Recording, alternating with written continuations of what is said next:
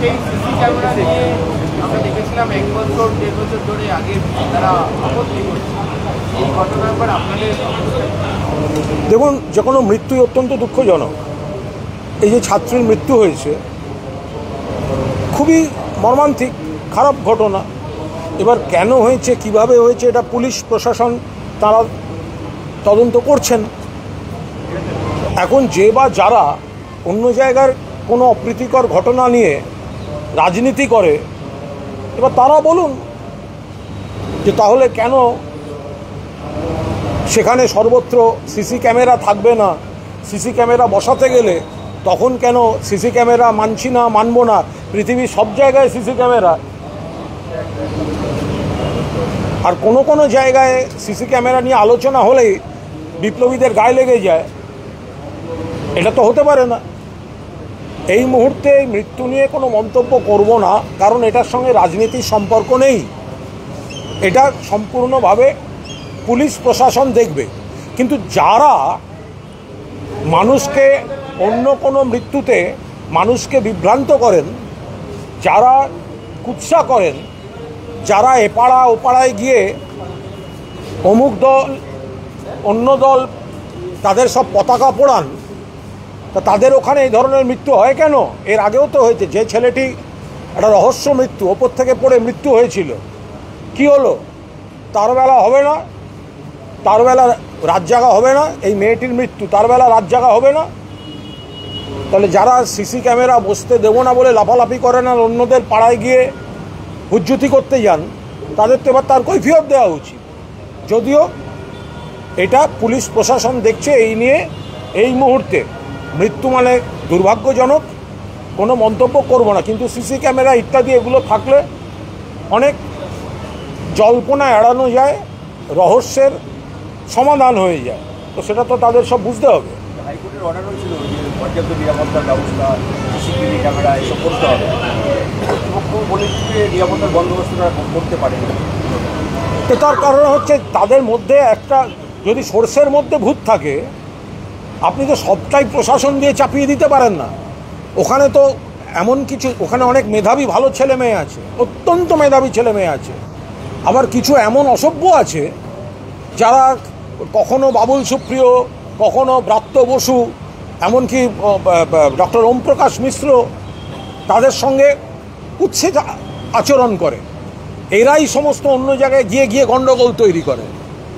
তো এরা ভেতরে সেইগুলো করতে দেয় না সুষ্ঠুভাবে। আপনারা দেখেননি সিসি ক্যামেরা বসতে দেব না, বসানো যাবে না, এই বলে কত রকম বিপ্লব হয়েছিল।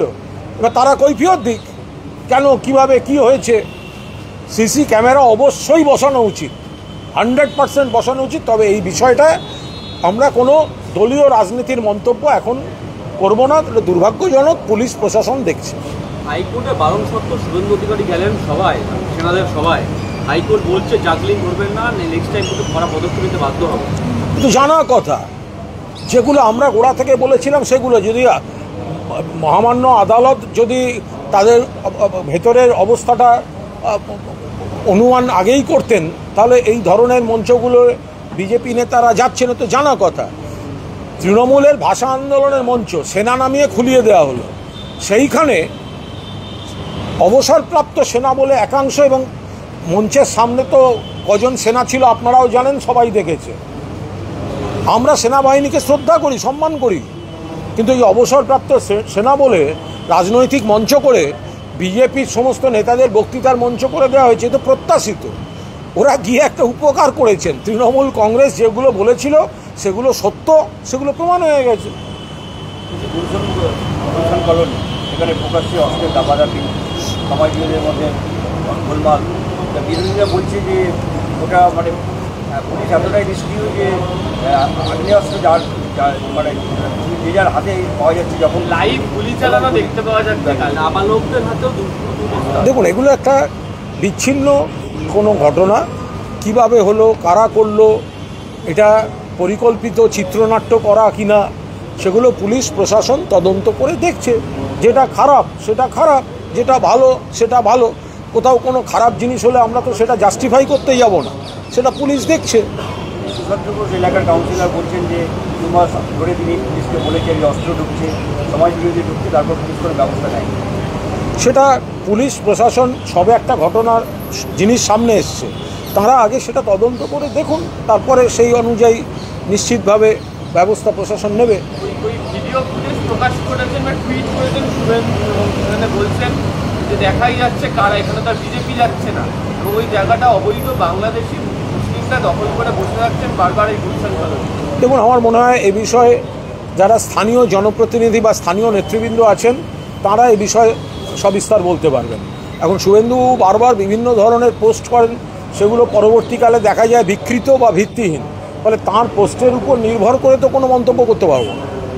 অর্জুন সিং বলছেন যে তিনি পাকিস্তান হয়ে গেছে গুলশান কলোনি, এবং ওখানে রোহিঙ্গা। দেখুন, অর্জুন সিংয়ের কথার উপর কথা বলা খুব সমস্যার, কারণ উনি কোন সালের কোন মাসে কোন দলে থাকেন, কাদের হয়ে বলেন আর কাদের বিপক্ষে বলেন, তার উপর দাঁড়িয়ে একটা উত্তর দেব, তারপর দেখা যাবে সেটা আবার কিছুদিনের মধ্যে পরিবর্তন হয়ে গেলে এটা খুব সমস্যার ব্যাপার। ফলে ওনার এখন বিজেপিতে উনি কোনো কারণে একটু ভেসে থাকতে চাইছেন, তাই জন্য এই উগ্র কথাবার্তা বলছেন। অর্জুন সিং যে শ্রমিক ভট্টাচার্যের দিকে যে ভাষায় কথা বলতে বলতে তেড়ে গেছিলেন, সংস্কৃত শব্দ তৎসম শব্দ প্রয়োগ করছিলেন, তো সেই ভিডিওগুলোও তো আছে। তো অর্জুন সিং তিনি বিজেপিকে কী কী ভাষা বলেছিলেন, তৎসম শব্দ, সংস্কৃত শব্দ, আর যে ভাষায় তেড়ে গেছিলেন, যে ভঙ্গিমায়, তো সেই ভিডিওগুলোও তো আছে। অর্জুন সিংয়ের কথার উত্তর দিতে গেলে সাল তারিখ দেখে উত্তর দিতে হয়। বিজেপির একাধিক নেতা তারা অভিযোগ করছে যে এটা জাভেদ খান আর সুশান্ত ঘোষের লড়াই, এলাকা দখলের লড়াই। বলতে পারবো না, একেবারেই বলতে পারবো না। বিজেপি আগে নিজেদের রাজ্যগুলো সামলাক, মণিপুর সামলাক, তারপরে এসব বাংলা নিয়ে কথা বলতে আসবে। কোথাও কোনো বিচ্ছিন্ন ঘটনা ঘটলে, যদি খারাপ ঘটনা ঘটে থাকে, ব্যবস্থা নেবে, প্রশাসন ব্যবস্থা নেবে, পুলিশ ব্যবস্থা নেবে। আমরা কোনো খারাপ ঘটনা জাস্টিফাই করতে যাব না। অযোগ্যদের তালিকা নিয়ে সুপ্রিম কোর্ট বলেছে, কেন এখনো স্বচ্ছতা নেই, কেন কনফিউশন? বলতে পারবো না, যেটা সুপ্রিম কোর্টের বিষয়। এসএসসি তাদের আইনজীবীরা তারা বলতে পারবেন, এসএসসি কর্তারা বলতে পারবেন। আইনের বিষয়, বিচারাধীন বিষয়, দলের তরফে কোনো মন্তব্য করবো না। এনআইটিতে সুকান্ত মজুমদার এক ছাত্রের প্রশ্ন শুনে মারাত্মক রেগে যান। প্রশ্নগুলো ছিল যে সুকান্ত যে ভারতবর্ষের নাগরিকদের মৌলিক অধিকার কোথায়, রাজস্থানের ছাদ ভেঙে সাত পড়ুয়ার উত্তর কোথায়, আর আরেকজন পড়ুয়ার ছিল জাতি সংরক্ষণ নিয়ে প্রশ্ন। সুকান্ত মজুমদার তাদের কাছে আত্মনির্ভর ভারত এবং বিকশিত ভারত নিয়ে সমাধান জানতে চেয়েছিল।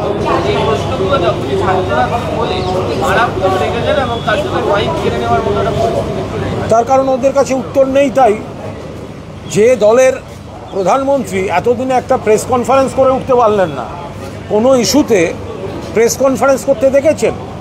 প্রেস কনফারেন্স মানে কি?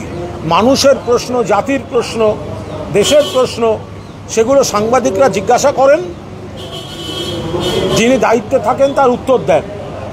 যে প্রধানমন্ত্রী কোনোদিন কোনো সাংবাদিক বৈঠক করলেন না, তো তার দলের নেতা অপ্রিয় প্রশ্ন হলে মাথা গরম করবেন, রেগে যাবেন, এটা তো স্বাভাবিক ব্যাপার। তো অসহিষ্ণু দল, একটা অসহিষ্ণু দল, তার নেতা সুকান্ত মজুমদার বাস্তব তুলছে, পড়ুয়ারা তার উত্তর দিতে পারছেন না, রেগে যাচ্ছেন, মেজাজ হারাচ্ছেন।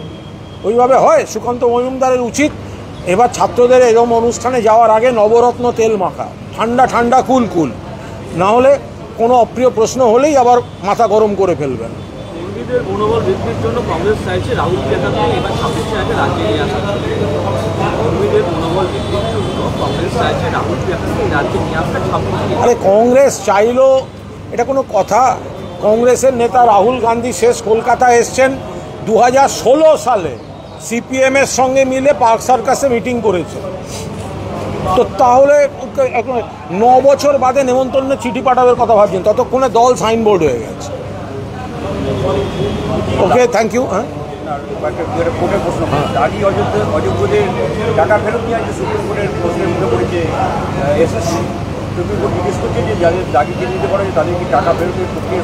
দেখুন, সুপ্রিম কোর্টে যেগুলো প্রসিডিংসের মধ্যে যে ধরনের অবজারভেশন থাকে বা কোয়েশ্চেন থাকে, এটা নিয়ে বাইরে থেকে দলীয় মন্তব্য করব না। তার কারণ সেখানে এসএসসি বা তার আইনজীবীরা কি বলেছেন আমরা জানি না, তাঁরা এই বিষয়টা ভালো বলতে পারবেন। এই মুহূর্তে ওটা কোর্টের বিষয়, এখানে এই মুহূর্তে কোনো উত্তর দেব না। এসএসসি ঘুষ মামলায় শিক্ষামন্ত্রী পার্থ চট্টোপাধ্যায় সহ 28 জনের বিরুদ্ধে চার্জ গঠন হল, যদিও শিক্ষামন্ত্রী নিজেকে নির্দোষ বলে দাবি করেছে। দেখুন, এটা পার্থবাবু বা তার আইনজীবীরা বলতে পারবেন। আমাদের পরিষ্কার বক্তব্য, যদি কেউ অন্যায় করে থাকে আইনের পথে চলবে, উচ্ছন্নে যাক। যাদের জন্য সরকার অসুবিধায় পড়েছে, দল অসুবিধায় পড়েছে, এত হাজার ছেলে মেয়ে বা কর্মপ্রার্থী তাদের কোনো অসুবিধা হয়েছে বলে একটা পরিবেশ পরিস্থিতি, তারা তাদের লড়াইটা কোর্টে তারা লড়বেন। ফলে এই নিয়ে কোনো মন্তব্য করতে যাবো না। লাস্ট সেটা হচ্ছে যে অবশেষে প্রধানমন্ত্রী মণিপুর যাচ্ছে এতদিন পরে। হ্যাঁ, মানে এই তো ভাবাই যায় না। 2 বছর ধরে মণিপুর জ্বলছে, বিভৎস অবস্থা, এত মৃত্যু, নারী নির্যাতন, ক্ষয়ক্ষতি, বেনজির। চিফ মিনিস্টারের বাড়িতে বাংকার তৈরি করতে হচ্ছে, এই অবস্থা। তো এতদিন বাদে প্রধানমন্ত্রী যাচ্ছেন সেখানে, তো ফলে এটা যাওয়াটা খবর নয়, এতদিন বাদে যাচ্ছেন, মানে এটা মানে কোনো অবস্থাতেই কোনো প্রধানমন্ত্রীর কাছ থেকে প্রত্যাশিত নয় এই বিলম্ব। অনেক আগে যাওয়া উচিত ছিল। শুভেন্দু অধিকারী মামাটি সরকারকে আক্রমণ করে বলছেন যে এটা মামাটি না, এটা মাফিয়া আর মার্ডারার নিয়ে সরকার। 2020 সালের নভেম্বর মাস পর্যন্ত যে সরকারের মন্ত্রী ছিলেন, 2020 সালের নভেম্বর মাস পর্যন্ত যে দলের কখনো সাংসদ, কখনো বিধায়ক, কখনো মন্ত্রী, কখনো কোর কমিটির সদস্য, কখনো একাধিক জেলার অবজারভার তিনি ছিলেন এবং তার ঘনিষ্ঠ আরও অনেকে ছিলেন, হঠাৎ নিজের কম্পালশনে বিজেপিতে যাওয়ার পর আজ অন্য ব্যাখ্যা, মানুষ কারণটা বুঝতে পারেন। Thank you.